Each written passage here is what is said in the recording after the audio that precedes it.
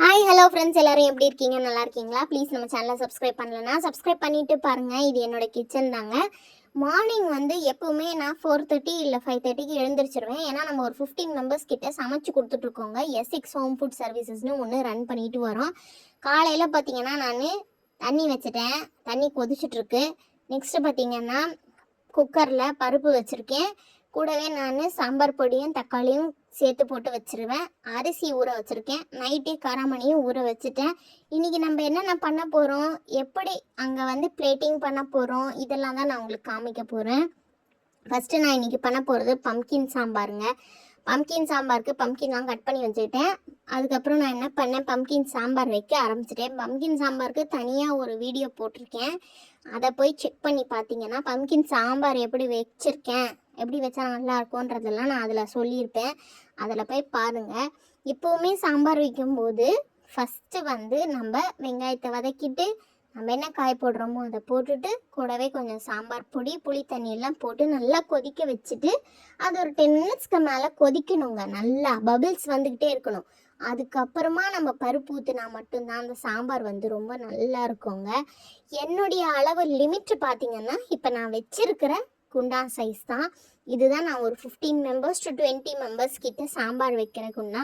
இதில் வச்சா எனக்கு எப்போவுமே கரெக்டாக இருக்கும். வீட்டுக்கும் எடுத்துக்கிட்டு நான் மெஸ்ஸுக்கும் இதை கொடுத்துருவேங்க. 1/2 kg பருப்பு தான் நான் போடுவேன். காலையில் எழுந்த உடனே எனக்கு ஒரு பெரிய ஷாக். இருந்தாலும் பரவாயில்ல, ஸ்பேரில் ஒன்று வச்சுருந்தேன். கேஸு காலிங்க. அப்புறமா என்ன பண்ணேன், ஸ்பேர் கேஸ் எடுத்து அதை மாற்றி அதுக்கப்புறமா திரும்ப சமையலை கண்டினியூ பண்ணிட்டேன்.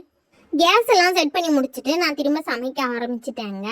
கேஸை நல்லா ஃபிக்ஸ் பண்ணி நல்லா அழுத்தம் கொடுத்து நம்ம போட்டு அதுக்கப்புறமா தான் நம்ம ஆன் பண்ணணுங்க. யாரும் அவசரப்பட்டு அதுக்கு முன்னாடி ஆன் பண்ணி ஆர்வக்கோளார ஆகிடாதீங்க, சரிங்களா? இப்போ நான் சாப்பாடை நல்லா வடித்து வச்சுட்டேன். மேலே சும்மா ஒரு தம்க்காக கொஞ்சம் எப்போவுமே நான் தண்ணி வச்சு வைப்பேன். ஏன்னா அந்த ரைஸ் மலர்ந்து நல்லாயிருக்கும், அதனால தான். நெக்ஸ்ட்டு பார்த்தீங்கன்னா சாம்பாரும் ரெடி.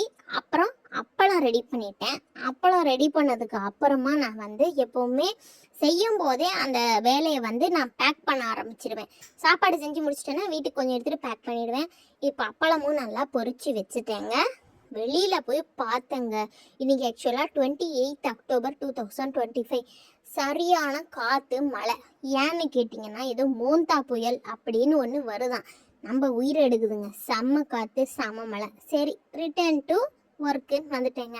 இன்றைக்கி நம்ம என்ன காய் பண்ண போகிறோன்னா உருளைக்கிழங்கு காய் தாங்க பண்ண போகிறோம். உருளைக்கிழங்கு காய் பண்ணி வைக்கிறதுக்கு முன்னாடி நான் வச்ச பம்கின் சாம்பார் எடுத்து நான் வழக்கமாக எடுத்துகிட்டு போகிற என்னோடய தூக்குச்சட்டியில் போட்டு வீட்டுக்கும் கொஞ்சம் சாம்பாரை ரெடி பண்ணி வச்சுட்டேங்க. சைட் பை சைடு நான் என்ன பண்ணுவேன்னா 7:30 ஆகிடுங்க இதுக்கே. அப்புறம் நான் என்ன பண்ணேன், ஒரு பாலை காய்ச்சினேன். அது திரிஞ்சு போகிற ஸ்மெல் வர மாதிரி இருந்தது. நான் உடனே அந்த ஸ்மெல்லை வச்சு கண்டுபிடிச்சி நான் என்ன பண்ணிட்டேன்னா அதை காய்ச்சாமல் எடுத்து ஊற வச்சுட்டேன். தயிர் ஊற ஊற்றிக்கலான்னு புது பாலை காய்ச்சிட்டேன். உருளைக்கிழங்கு சின்ன சின்னதாக கட் பண்ணி பொரியல் பண்ணியும் வச்சுட்டேன். நெக்ஸ்ட்டு பார்த்தீங்கன்னா நான் எப்போவுமே பருப்பு இறக்கணும் குக்கர்லேயே தான். அடுத்து என்ன காராமணி கூட்டோ ஏதோ ஒன்று பண்ணோன்னா அதே குக்கர்லேயே நான் பண்ணிவிடுவேங்க. ஏன்னா நம்ம டைம் சேவ் பண்ணுறதோட பாத்திரங்களை நிறையா சேர்த்துக்கூடாதுங்க. எவ்வளோ சமைச்சாலும் பாத்திரங்களை கம்மியாக சேர்த்துக்கிட்டோன்னா நமக்கு தேய்க்கும் போது வசதியாக இருக்குங்க. ஸோ நான் என்ன பண்ணிட்டேன், காராமணி, வெங்காயம், தக்காளி, உப்பு, மஞ்சள் பொடி, சாம்பார் பொடி எல்லாமே போட்டு நான் குக்கரில் ஒரு 4-5 விசில் விட்டு எடுத்துகிட்டு அப்புறம் தாளிச்சிடுவேன். இதுதான் என்னுடைய வழக்கம். நல்லாவும் இருக்குங்க. அது சிம்பிள் ரெசிபி தாங்க. நெக்ஸ்ட்டு ஆஸ் யூஷுவல் நான் என்ன பண்ணிட்டேன், எனக்கு ஒரு பெரிய ப்ராப்ளம் இருக்குங்க இந்த குக்கரில். விசில் வந்தாவே இந்த மாதிரி ஆகிடுதுங்க. இதுக்கு என்ன பண்ணுறதுன்னு எனக்கே புரியல. அதுக்கப்புறம் அதையும் எடுத்து என்னுடைய பேக்கிங் செக்ஷனில் பேக் பண்ணி வச்சுட்டேன்.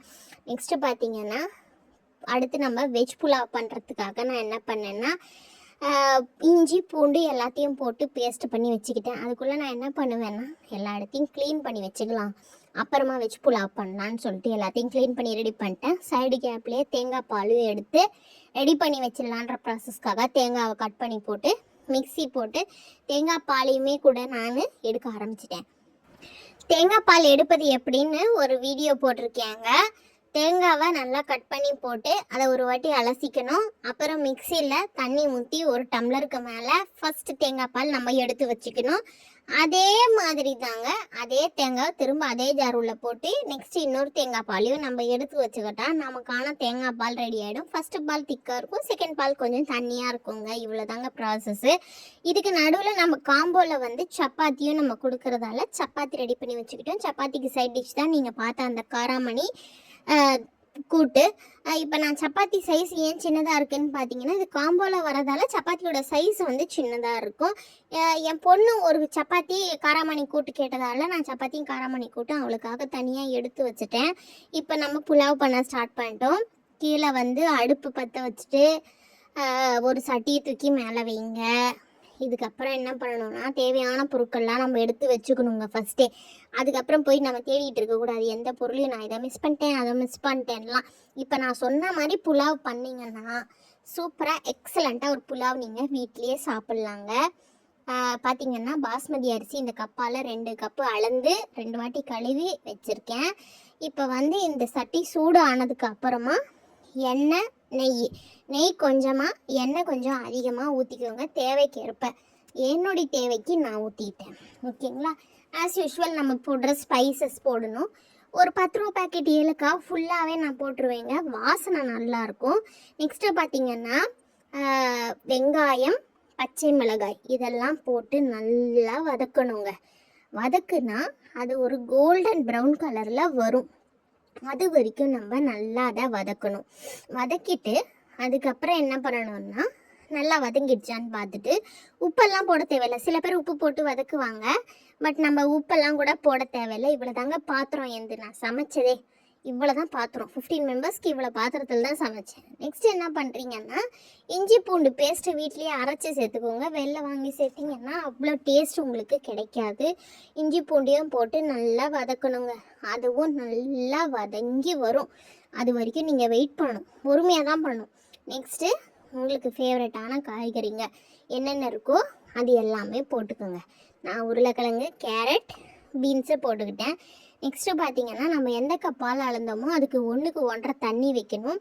பட் நம்ம தேங்காய் பால் தான் ஊற்றணும் புலாவுக்கு. இப்போ நான் 2 கப் அரிசி போட்டேன்.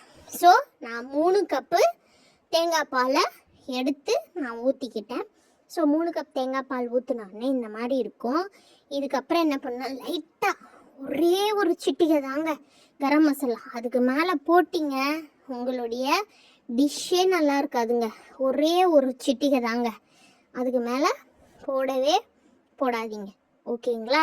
ஸோ நெக்ஸ்ட் என்ன பண்ணுங்கள், இது வந்து நல்லா கொதிக்கணும். தேவையான அளவுக்கு உப்பையும் போட்டுட்டு நல்லா கொதிக்க விடுங்க. அது நல்லா கொதிக்கணும். அதுக்குள்ளே நீங்கள் என்ன பண்ணுங்கள், நம்ம சேனலை சப்ஸ்கிரைப் பண்ணுங்கள், நோட்டிஃபிகேஷன் பட்டனை கிளிக் பண்ணி வச்சுக்கோங்க. உங்களுக்கு என்ன மாதிரி வீடியோஸ் வேணும்னு எனக்கு கமெண்ட் பண்ணுங்கள். இந்த வீடியோ பிடிச்சிருந்தால் லைக் பண்ணுங்கள். ஓகேவா? இப்போது அது நல்லா கொதித்ததுக்கப்புறம் இந்த மாதிரி பபிள்ஸ் வருங்க. உங்களுக்கு இந்த மாதிரி பபிள்ஸ் வர வரைக்கும் நீங்கள் வெயிட் பண்ணணும். பபிள்ஸ் வந்துருச்சுங்களா? எஸ், பபிள்ஸ் வந்ததுக்கப்புறம் என்ன பண்ணுங்கள், நீங்கள் அரிசியை போடணுங்க. அரிசி போடுறது தான் மெயின். அரிசியை உடையாமல் போடணும். அரிசியை உடையாமல் போட்டு கிளறிக்கிட்டே இருக்கக்கூடாதுங்க. இந்த மாதிரி ஒரு வாட்டி இல்லை 2 வாட்டி தான் கிளறணும். கிளறிட்டு எவ்வளோ நெய் தேவையோ அவ்வளோ. நெய் வேணான்றவங்க ஓகே, ஆப்ஷன். நான் கொஞ்சம் நெய் சேர்த்துப்பேன் எப்போவுமே நல்லாயிருக்கும்ன்ட்டு. அந்த கேப்லேயே நான் என்ன பண்ணிட்டேன், ரைத்தாவும் ரெடி பண்ணி வச்சுட்டேங்க. அப்புறம் பார்த்தா நான் கிளம்புற டைம் வந்துருச்சு. வெளியே போய் பார்த்தா செம காற்று, செம்ம மழை. எப்படி எடுத்துகிட்டு போக போகிறோம், கடவுளே நீ தான் காப்பாற்றுறோன்னு யோசிச்சுட்டே இருந்தாங்க. அதுக்கப்புறம் பார்த்தா இந்த ஸ்டேஜுக்கு வந்துடுங்க. அரிசி போட்டோடனே நல்லா கொதிச்சதுக்கப்புறம் இந்த ஸ்டேஜ் வந்தோடனே என்ன பண்ணுங்க, தம் போட்டுருங்க. ஒன்றும் இல்லை, சிம்மில் வச்சுருங்க. ஓகேவா? மேலே ஒரு தட்டு போட்டு மூடிட்டு அதுக்கு மேலே தண்ணியை வச்சுருங்க. அதுதான் தம்மு, வேறு எதுவுமே கிடையாது. அதுக்கப்புறம் ஒரு 20 மினிட்ஸ் கழித்து எடுத்து பார்த்தீங்கன்னா இந்த மாதிரி சூப்பராக இருக்குங்க புலாவ். பார்க்கும்போதே சாப்பிடணும் போல் இருக்குங்க. அந்த மாதிரி வாசனையும் சரி, அந்த புலாவோடைய டெக்ஸ்சரு, அது வெந்திருக்கிற விதம் எல்லாமே நல்லாயிருக்கும். நெக்ஸ்ட்டு பார்த்தீங்கன்னா எல்லாமே நான் பண்ணதெல்லாம் எடுத்துகிட்டு பேக் பண்ணிட்டு கிளம்பிட்டேன். பை. நெக்ஸ்ட் பார்த்தீங்கன்னா நம்ம சர்வ் பண்ணுற இடத்துக்கு வந்துட்டோம். ஒயிட் ரைஸ், புலாவ், சாம்பார், டால், உருளைக்கிழங்கு, சப்பாத்தி, ரைத்தா, அப்பளம் எல்லாமே வச்சு தாங்க சர்வ் பண்ண போகிறோம். ஒரு பிளேட் 85 ருபீஸு. உங்களுக்கு இந்த வீடியோ பிடிச்சிருந்தா ப்ளீஸ் நம்ம சேனலை சப்ஸ்கிரைப் பண்ணுங்கள். Thank you so much.